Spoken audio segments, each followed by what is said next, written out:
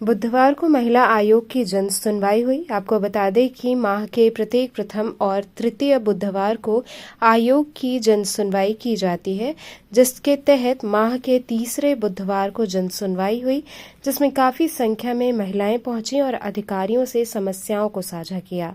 आयोग में विभिन्न माध्यमों से प्राप्त शिकायती प्रार्थना पत्रों पर त्वरित कार्रवाई कराने एवं पीड़ित महिलाओं को न्याय दिलाने के उद्देश्य से सुनवाई कर शीघ्र निस्तारण हेतु आदेशित किया गया।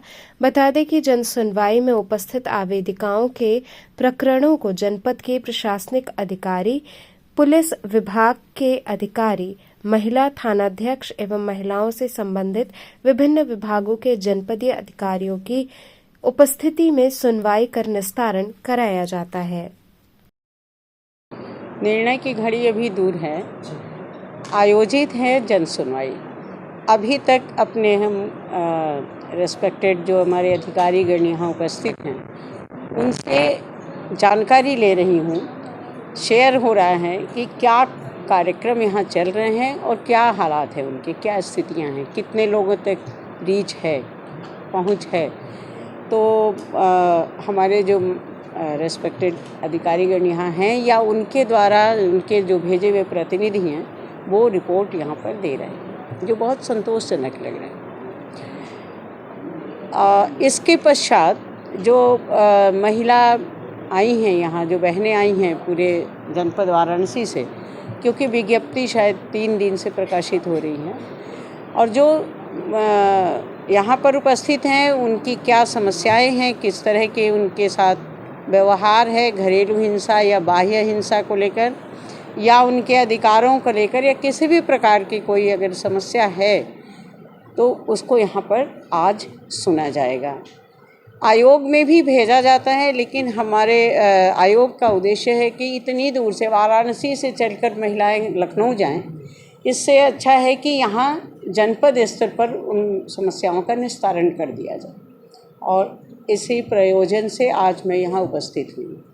मैम, महिलाओं के प्रति लगातार अपराध बढ़ रहे हैं। अभी कमिश्नरेट की अगर बात कर लिया जाए, जो महिलाएं घर में प्रताड़ित हो रही हैं शहर में, वो तो पुलिस थाने जा रही हैं, वहाँ पे सुनवाई नहीं हो रहा है। और सबसे बड़ी बात है कि यहाँ पे डीसीपी महिला अपराध मैम मौजूद है, ये लगातार मिशन शक्ति के तहत कार्य कर रही हैं, इसका अच्छा रिस्पांस आ रहा है, लेकिन महिलाओं की सुनी नहीं जा रही थाने में। सबसे बड़ी समस्या है जैसे क्या नहीं सुनी गई, थोड़ा सा अगर उसको खुल के बोलेंगे तो। अगर जैसे महिलाएं जब प्रताड़ित होती है घर में, तो अगर वो किसी तरह का रिपोर्ट दिखाती हैं या बाहर किसी तरह का मामले आ जाते हैं तो थाने में इतना दौड़ा दिया जाता है कि वो महिला विवश होकर कमिश्नरेट में चली जाती है। इस तरह का मामला अक्सर आता है।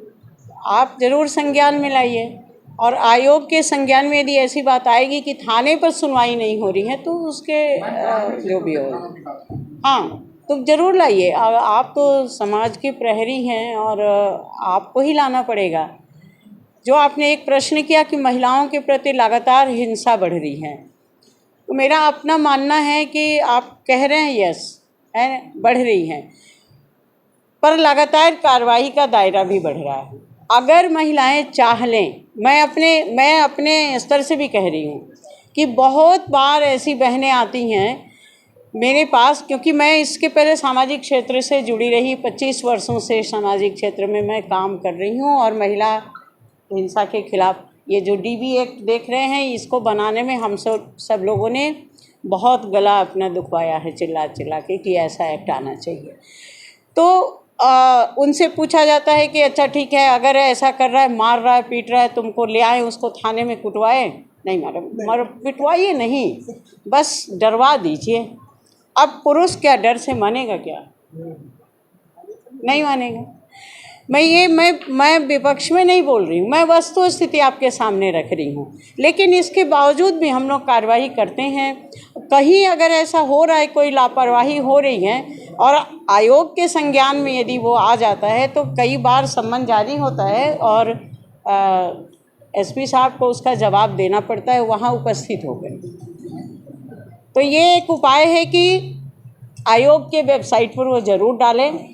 अपने इसके वेबसाइट पर ना डाल पाए तो एक WhatsApp नंबर जारी है, मेरे पास है, वो आप सबके पास भी होगा। उसमें नहीं कार्ड्स हैं ना, कार्ड व्हाट्सएप नंबर आप लोग दे सकते हैं, मैं एक थाने में भी छोड़ के जाऊंगी कि अगर मिशन शक्ति के अंतर्गत जब आप जाएं गांव में तो उसको ज़रूर दें।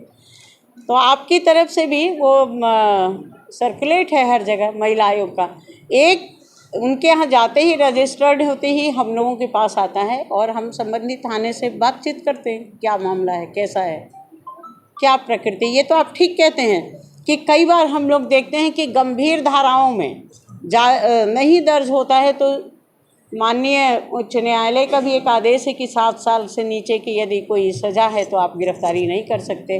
दैट मीन कि बंध गए हाथ न, वहाँ पकड़ के लाएंगे, वो कोर्ट में चला जाए, जाते हैं कि नहीं। तो हम लोग भी किस तरह से वहाँ पर काम करें, ये भी लगातार आयोग अपनी सोच बना रहा है। तो मैम, महिलाओं के अगर जिस तरह से महिलाएं पीड़ित हो रही हैं घर में, हाँ, तो उनके जागरूकता के लिए अब क्या संदेश देना चाहती है कि वे किस तरह से? मैं संदेश ये देना चाहती हूँ कि वो उठें, वो खुद इसका प्रतिकार करें। जब तक वो प्रतिकार नहीं करेंगी, जब तक वो खड़ी नहीं होंगी, समझ रहे ना आप, कितनी देर तक हाथ पकड़ के किसी को खड़ा कर सकते हैं, है ना। जब कोई अपने पैरों पर खड़ा होता है ना तो आप भी उसके साथ खड़े होते हैं, बैठने वाले व्यक्ति के साथ ज़्यादा नहीं। तो मैं अपनी बहनों से खुलेआम कह रही हूँ, इस मन से कह रही हूँ कि बहुत दिनों में ये बारी आई है कि अब आपको उठ के खड़ा होना है और आपके सपोर्ट में कानून भी है, आप जैसे भाई लोग भी खड़े हो रहे हैं, मीडिया से लगातार सवाल हो रहे हैं, कोर्ट भी आपके साथ है। लेकिन यदि आप ही पीछे हटते हो संबंधों के नाम पर, भावना के स्तर पर, तो फिर आपको वहाँ पर ही रहना होगा जहाँ आप हो।